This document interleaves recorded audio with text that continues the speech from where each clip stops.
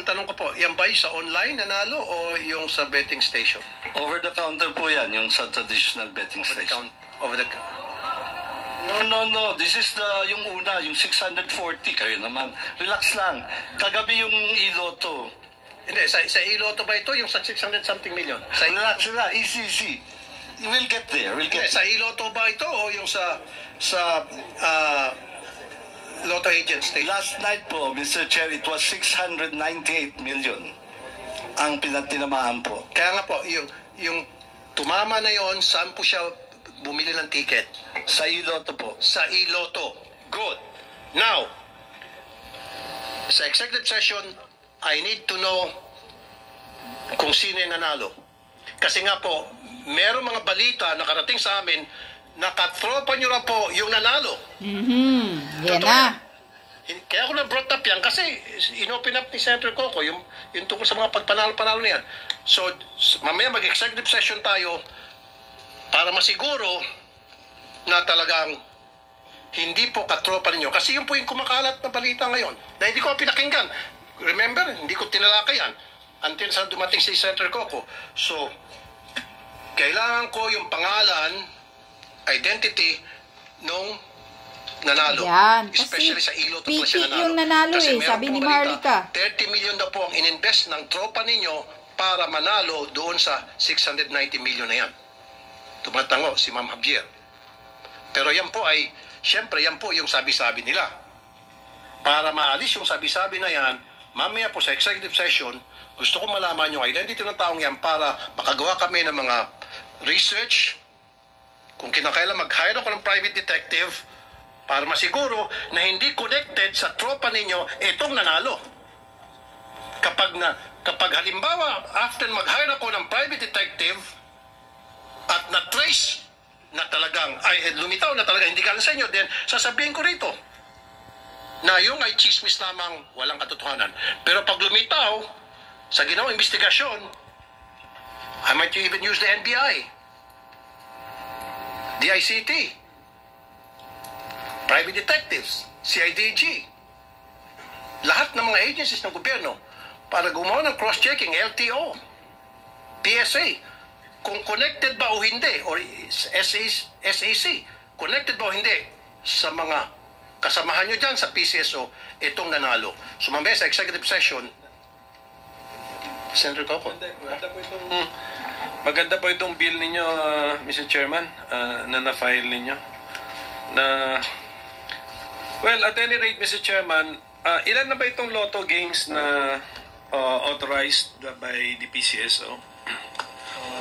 We have the big ones. We have the jackpot games are 5, Mr. Chairman. We have the 642, the 645, the 649, 655, and then the 658. Over the Christmas period, we increased the jackpots of all these 5. Yes or no?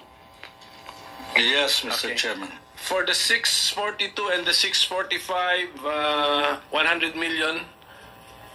For the 649, 655, and 658, 500 million. One time. The plan was to do it one time. May I know the legal basis? We are allowed to, we have a prize fund, Your Honor, prize fund reserve, and we are allowed to use this to spur the sales para magawin natin exciting and inviting yung game. For each game, fix na yung kanyang minimum jackpot eh. For every new draw, kung tinamaan yung jackpot, a new draw, balik siya sa minimum jackpot. So, that must have been fixed by mathematics. The probability of hitting 642 is 1 in 9 million. Basta, okay, and then that's why it deserves a certain jackpot. So when you made the jackpot all of a sudden 100 million, but the odds did not change, are you allowed by law to do that? The board is allowed, Your Chair, Mr. Chairman.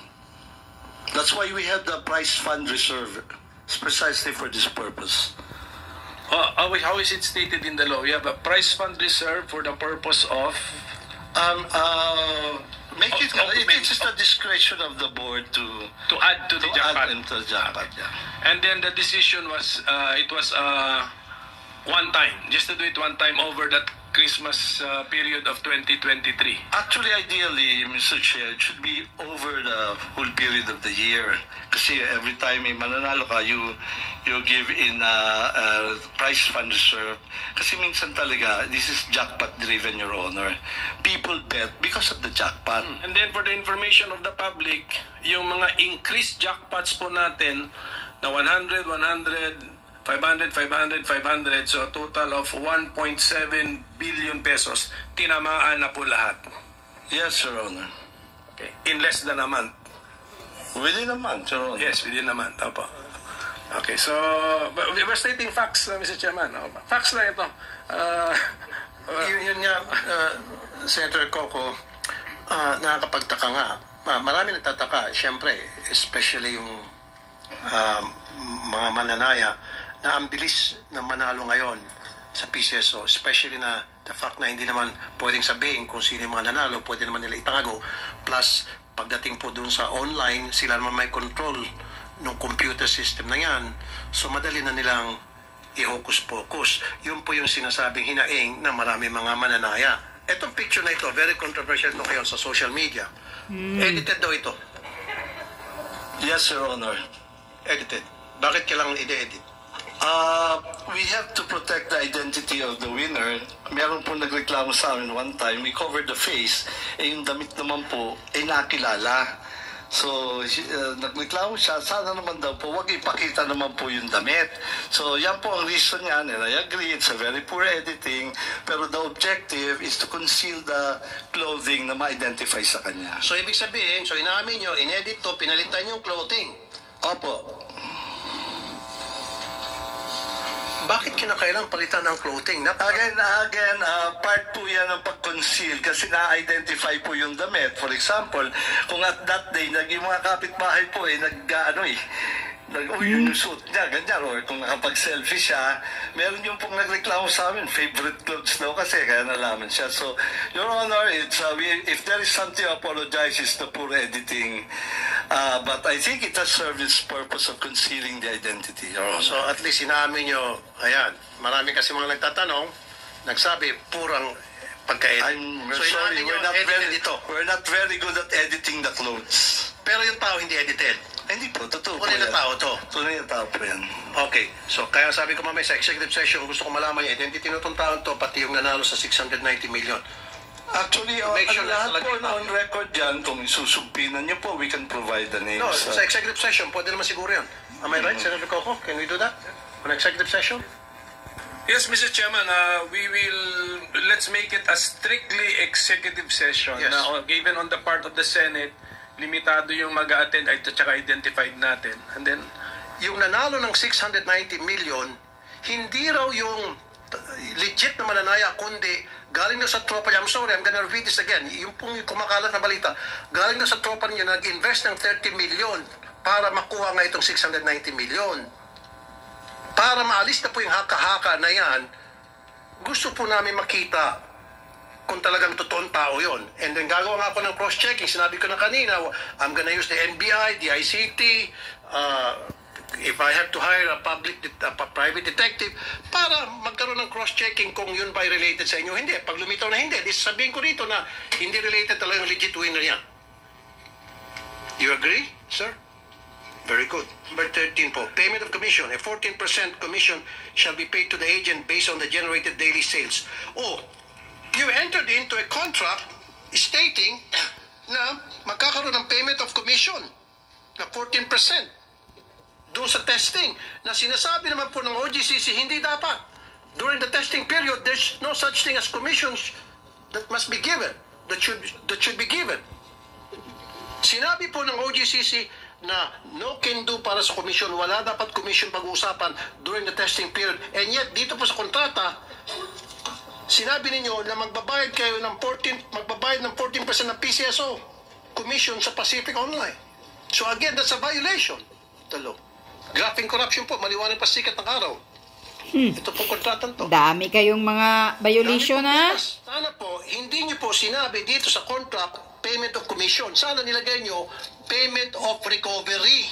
There's a big difference between payment of recovery and payment of commission. Yung payment of recovery, hindi po bawal yun. Trust me, hindi po bawal. Pero yung payment of commission, bawal po yun. That's tantamount to graft and corruption. Ito po, sa very clear, oh. Number 13, payment of commission.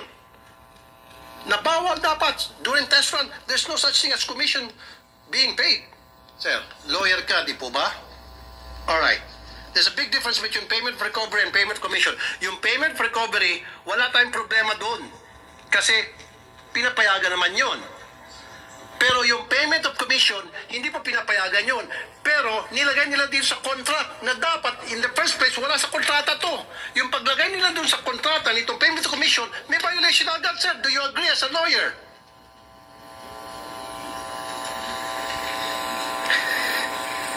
Your Honor, subject to the rules and regulations of the Commission on Audit, to audit the commission to be received by the PCSO, I submit that that commission is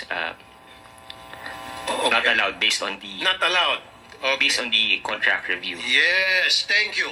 Thank you. So therefore, sana hindi nilagay nyo dito, Mr. Robles, na payment of commission kasi pinabawal naman talaga. Ayan, sinabi na ni Attorney Del Valle. Sana nilagay nyo payment of recovery regardless kung yan ay 15 million, 20 million.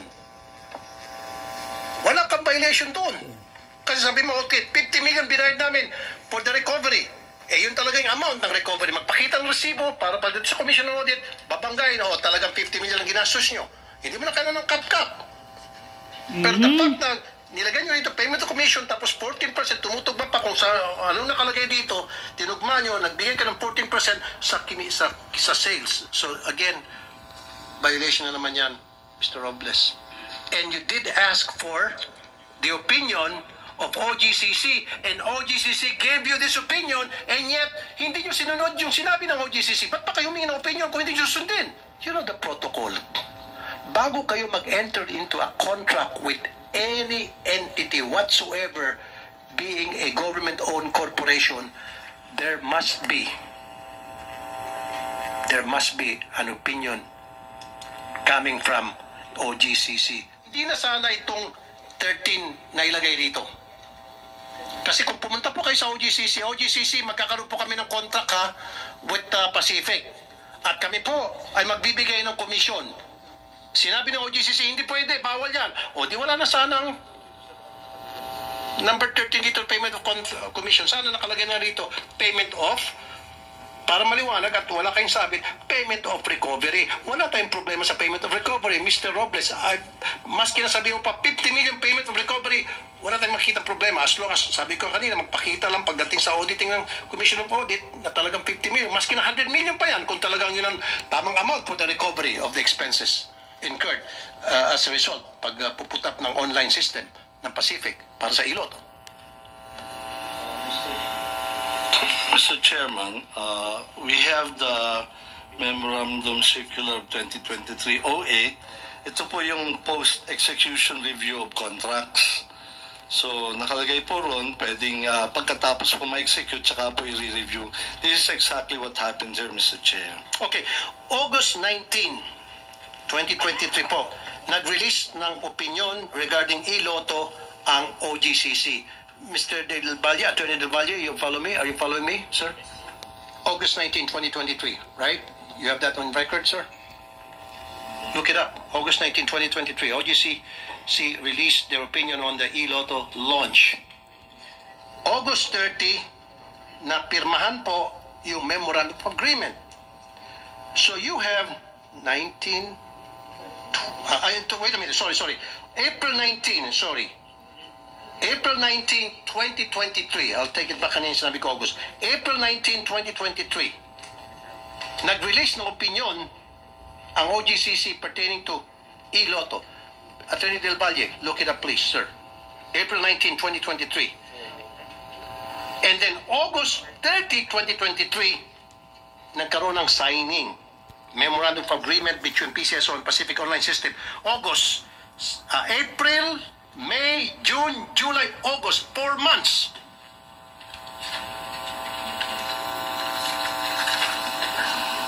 Attorney Del Valle, tama ba? April 19, 2023, nagbigay kayo ng opinion. Kayo dyan sa OGCC. Tama? Yes, Your Honor. Opinion number 70. Exactly. And then, meron silang 4 months para i-correct yung kanilang ilalagay dito sa contract na sinabi ng OGCC kung ano yung mga bawal. And yet, hindi sinunod.